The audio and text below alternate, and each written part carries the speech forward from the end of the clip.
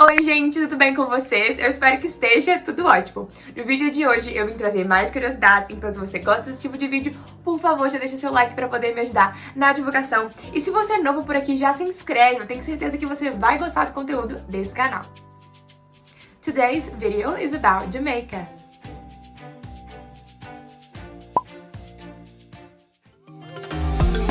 Pack your bags, I got a one-way ticket to explore the world tonight. I want you back. Muita gente conhece a Jamaica por causa do Bob Marley ou então do Usain Bolt, mas esse país não se resume a isso, então vamos às curiosidades. Antes da Jamaica ser ocupada pelos povos europeus, em 1494, ela era habitada pelo povo Arawak. E no idioma deles, eles chamavam aquela terra de Zaimaca, que significa terra da madeira e da água. E falando de água, gente, lá na Jamaica tem praias tão lindas e paradisíacas, com uma cor tão bonita, que traz uma sensação assim gigante de paz e de relaxamento. Oh, que vontade que eu estaria de estar numa praiazinha da Jamaica agora, aproveitando demais. Mas, enfim, eles chamavam de Zaimaca. Os espanhóis chegaram, começaram a chamar aquela terra de Santiago. Mas aí depois os britânicos chegaram, pegaram aquele termo que era usado, Zaimaca, deram uma britanizada, inglesada na palavra e ficou Jamaica, que é como a gente chama.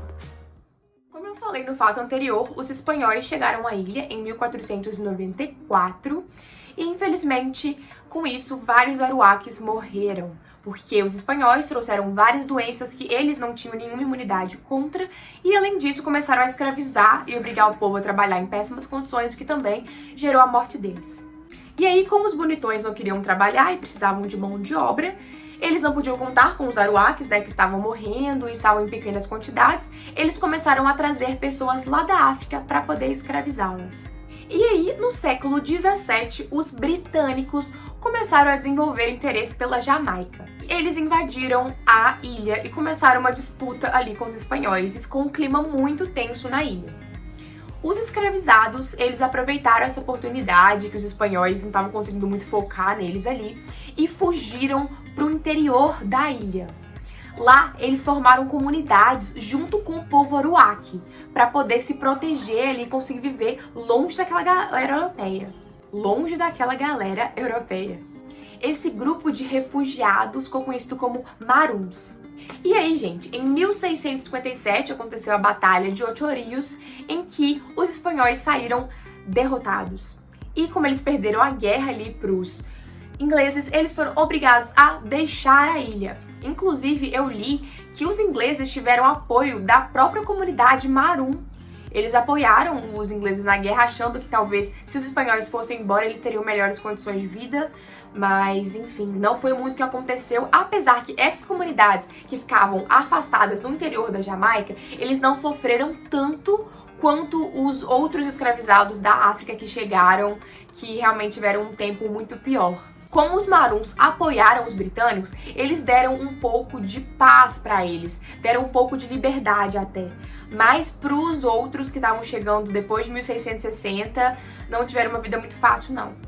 E aí a Inglaterra assumiu o controle da Jamaica e começou a trazer mais escravizados da África, porque para eles ali aquilo ali estava pouco, como eu falei, vários fugiram, né? Então eles começaram a trazer mais e mais africanos. Nessa época que a Inglaterra conseguiu o domínio da Jamaica, lá tinham um africano para cada 3 europeus. Um africano para cada 3 europeus. Depois de muito tráfico de escravos, cerca de 150 anos depois, olha a mudança que gerou. Para cada 1 europeu, tinha 20 africanos. Então, obviamente, eles começaram a perceber ali que se eles se organizassem, eles conseguiriam derrotar os britânicos, porque eles estavam em muito maior número, então isso ajudaria demais. E aí começaram as rebeliões. Uma das mais importantes foi a Guerra Batista. Ela tem esse nome porque ela foi liderada por um pastor batista chamado Samuel Sharp. E essa guerra, quer dizer, essa rebelião gerou uma guerra que ocasionou muitas mortes, muita destruição nas plantações e, obviamente, isso gerou muito prejuízo para os britânicos. E a gente sabe que quando mexe no bolso, as pessoas começam a fazer alguma coisa. Então, devido a essa guerra e a toda essa pressão que os britânicos estavam sofrendo dessa organização feita pelos escravizados, eles aboliram a escravidão em 1834. E aí continuaram acontecendo mais rebeliões, até que dia 6 de agosto de 1962, a Jamaica finalmente conseguiu a sua independência. Foi o primeiro território britânico no Caribe que conseguiu a sua independência.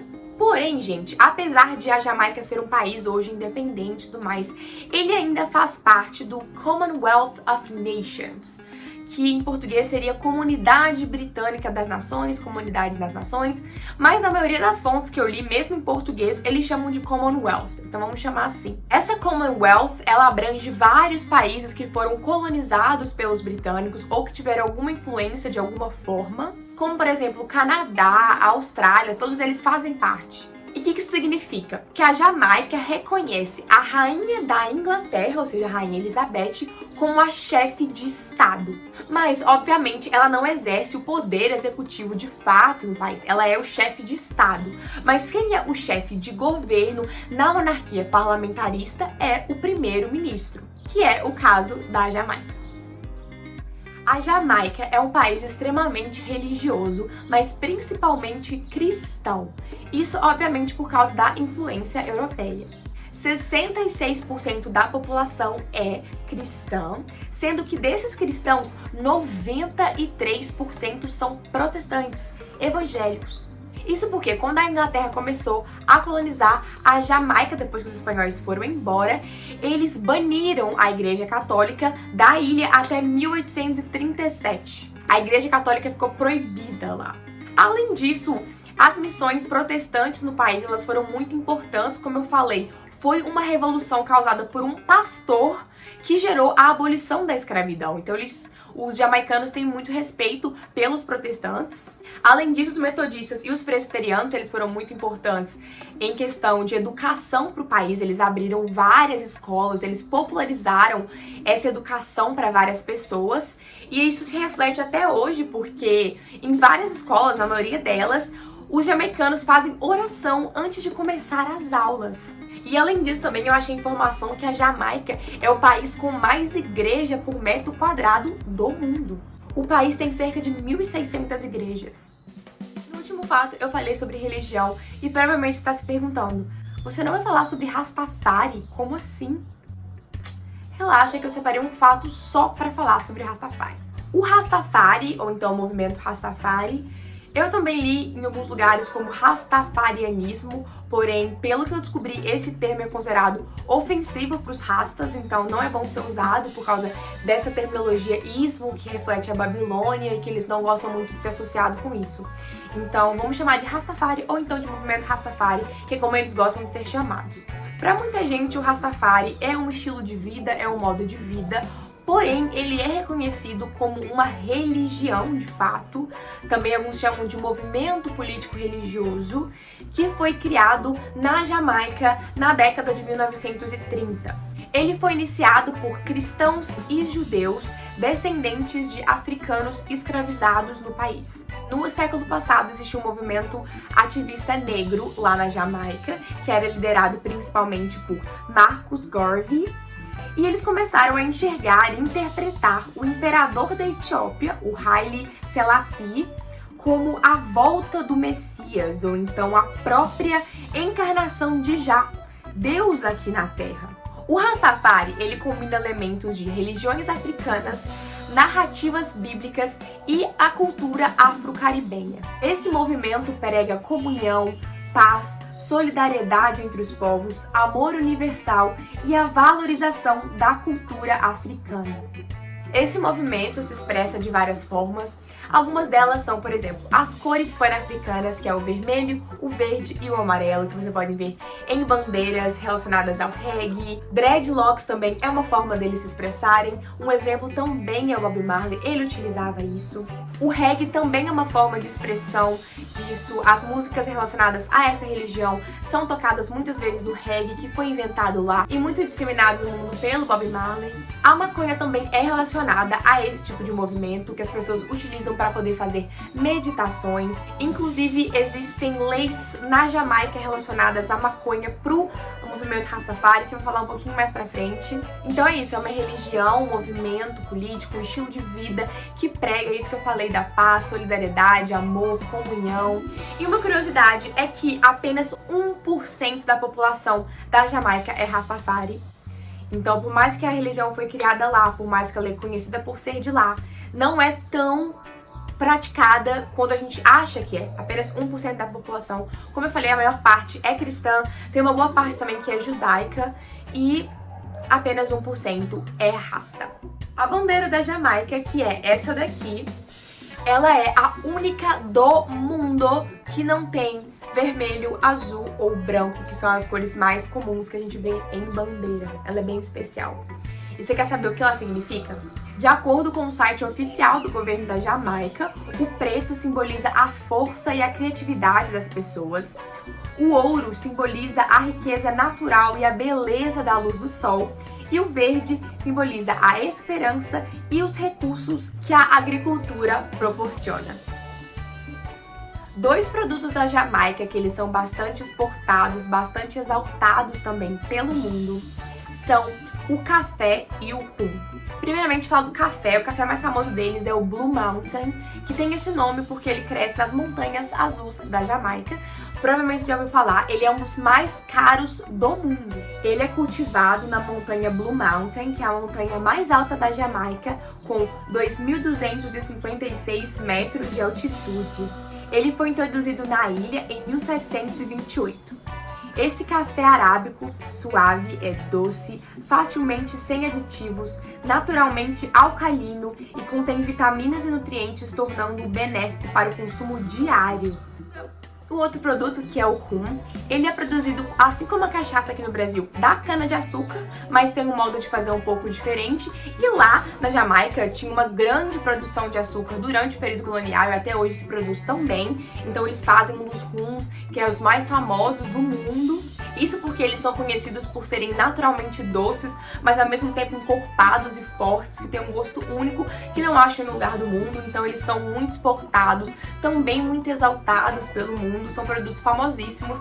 Então se você não pode ir na Jamaica sem provar um mojito, uma bebida que leva rum, porque dizem que é um dos melhores do mundo, e o café também. Quando as pessoas pensam em Jamaica, muita gente associa a maconha. Porque, como eu falei, no Rastafari, eles utilizam a maconha para poder fazer meditação. É um produto que foi muito divulgado pelo Bob Marley, que é um dos nomes mais icônicos do país. Então tem muita gente que acha que ir pra Jamaica significa fumar maconha e todas essas coisas. Mas não é bem assim, não. A maconha não é legalizada na Jamaica. Foi em 2015 que eles descriminalizaram a maconha, mas não é a mesma coisa que legalizar. Eles descriminalizaram o uso dentro de casa. Então dentro de casa tá ok, mas nos lugares públicos não pode. Além disso, uma pessoa só pode portar até 57 gramas de maconha. Mais que isso, você vai ter que pagar uma multa ou então muitas vezes ser até preso. Ela foi descriminalizada, como eu falei, para o uso em casa, para o uso medicinal e para momentos sagrados do Rastafari. Que eles estão em alguma cerimônia, algum momento de meditação, como eu falei, um momento espiritual, somente. O uso recreativo de boa em qualquer lugar não é permitido. Mas o que acontece? O governo ele tá mudando a mente dele, como eu falei, em 2015 descriminalizou, e eles estão num processo de talvez legalizar, porque eles entenderam que a maconha é um produto que está muito ligado à imagem da Jamaica e que tem muita gente que acredita que faz parte da experiência de visitar a Jamaica do turismo utilizar a maconha, ou então erva, como eles chamam, gaja, enfim, faz parte, sabe? Então o governo percebe que eles podem ganhar dinheiro com isso, colocar os impostos ali, se eles começarem a fiscalizar direitinho e tal, pode ser um ganho de dinheiro para o país, um ganho de turismo para o país. Então eles estão ali num processo de talvez legalizar, de talvez serem mais brandos na lei e algumas coisas do tipo, mas não existe isso de maconha legalizada na Jamaica não, tá, gente? Tem toda essa questão das leis ainda. Por mais que todo mundo conheça o Usain Bolt, esse homem, gente, incrível, eu não poderia fazer um vídeo sobre a Jamaica sem citá-lo, sem falar um pouquinho sobre ele. Eu fiquei, gente, mas essa curiosidade que ele é de lá, todo mundo sabe, por que eu posso trazer de novo? Então eu vim trazer algumas curiosidades da vida do Usain Bolt, pra quem não conhece algumas coisas sobre ele, pra não deixar esse vídeo sem mencionar esse homem incrível. Pra quem não sabe e vive em Marte, tô brincando, mas o Usain Bolt, ele é um atleta e tudo começou quando ele tinha 12 anos numa aposta que um menino lá da vila dele, chamado Ricardo, uma buzina, enfim. Esse Ricardo, ele era conhecido como o menino mais rápido da vila. Na época o Usain Bolt tinha 12 aninhos. E aí, eles apostaram uma corrida. Ele falou, eu consigo ser mais rápido que você, bora ver. E aí o pastor, ele intermediou ali a corrida, ele falou, quem ganhar, eu vou dar um almoço de graça. E, gente, não se recusa um almoço de graça, né? Pelo amor de Deus. Então, eles apostaram a corrida e o Usain Bolt ganhou, obviamente, porque ele é o homem mais rápido do mundo. E todo mundo ficou chocado, gente, ele ganhou do Ricardo e tal. E aí dizem que o pastor chamou ele no canto e falou, ó, você ganhou do Ricardo, você ganha de qualquer um. E aí ele começou a treinar ainda quando ele era jovem, adolescente, com um cara chamado Pablo McNeil. Só que o Pablo diz que o Bolt, ele ficava distraído muito fácil, que ele não levava esse esporte a sério, que pra ele era um hobby. Ele gostava de sair, se divertir, flertar com as meninas e tal, e não levava o esporte a sério. Só que mesmo assim, ele tinha tempos incríveis. Ele batia recorde atrás de recorde, ele corria rápido demais. Ele era incrível mesmo sem treinar. Só que o Pablo ficava preocupado porque, como ele não treinava e tal, ele falava, gente, se eu contar pra esse menino o tempo que ele faz, a velocidade que ele corre, aí quem vai treinar e nunca mais. Então até o Bolt ficar com 16 anos, o treinador dele não contava pra ele o tempo que ele fazia, a velocidade que ele corria, pra não subir a cabeça dele e ele não perder o foco. Enfim, outra curiosidade sobre ele é que ele tem escoliose. E isso gerou que a perna esquerda dele é um pouco maior do que a perna direita. Ou seja, ele tem a questão dos membros inferiores de maneira assimétrica. E até o Usain Bolt, vamos dizer assim, existir, os cientistas acreditavam que a pessoa tem uma perna maior que a outra diminuiria a sua velocidade. Só que isso não é o caso do Bolt. Os cientistas até hoje eles não conseguiram definir se ele ter uma perna maior que a outra ajuda ele a ser mais rápido ou atrapalha ele a ser mais rápido. Será que se ele tivesse as pernas do mesmo tamanho, ele correria ainda mais rápido ou ele seria mais devagar? A gente nunca vai ter essa resposta de fato, porque é impossível recriar uma pessoa igual a ele, mas é um questionamento que fica aí, pairando. Será que ele seria ainda mais rápido? O Bolt também gosta muito de música, gosta de sair, dançar, se divertir. Ele é um cara muito engraçado, ele é muito famoso por contar piadas pros amigos que ficam zoando ele. E uma coisa que eu admiro muito nele é exatamente isso. Ele é um cara que nunca deixou de viver, de ser feliz pra focar no esporte, sabe? Ele nunca foi aquele cara assim, ó, que tinha que ficar o dia inteiro treinando e que não saía com ninguém, não conversava e tal. Não, gente, ele é um cara divertido, um cara humilde, um cara que brinca, vive a vida, é feliz e ao mesmo tempo ele é o melhor no que ele faz. Eu acho isso incrível. E pra você que tá se perguntando melhor no que ele faz, mas quão melhor? Bom, ele é simplesmente o homem mais rápido do mundo. Ele chegou a atingir a velocidade de 44,72 km por hora. Você consegue imaginar? Por muitos ele é chamado de super-humano, porque é bizarro os números que ele atinge, ele é simplesmente fantástico. E como eu falei, tem todas essas qualidades. Gente, ele ajuda muito a Jamaica, sabe? Na época que ele tava treinando, ele foi oferecido bolsa de estudo nos Estados Unidos. Ele não aceitou, porque ele queria ficar na Jamaica, representar o seu país, conseguir patrocínio pro seu país. Ele sempre teve essa consciência em relação à sua nacionalidade. Eu acho isso incrível, sabe? Ele nunca foi comprado por nada. Eu admiro muito esse cara nesse sentido, assim. Eu acho que ele sempre soube equilibrar isso tudo, a diversão e a profissão, e ser bom no que faz, e ser feliz. E o Usain Bolt, assim, você é o cara, apesar que você nunca vai ver esse vídeo, mas é o recado que eu deixo aí. E outra coisa, dos 30 tempos mais rápidos que já foram anotados na história, 9 deles foram feitos pelo Bolt. Sendo que os outros 21 foram testados positivo para doping. E os 9 do Bolt não tinha nada. Completamente limpo. E é isso que eu fico impressionada. Ele tem os melhores tempos do mundo e nunca usou doping. É um cara sensacional. Você provavelmente já estudou isso em história ou já viu nas notícias que no século passado a África do Sul passou por um período de segregação racial muito forte, em que as pessoas que eram negras eram humilhadas e excluídas da sociedade.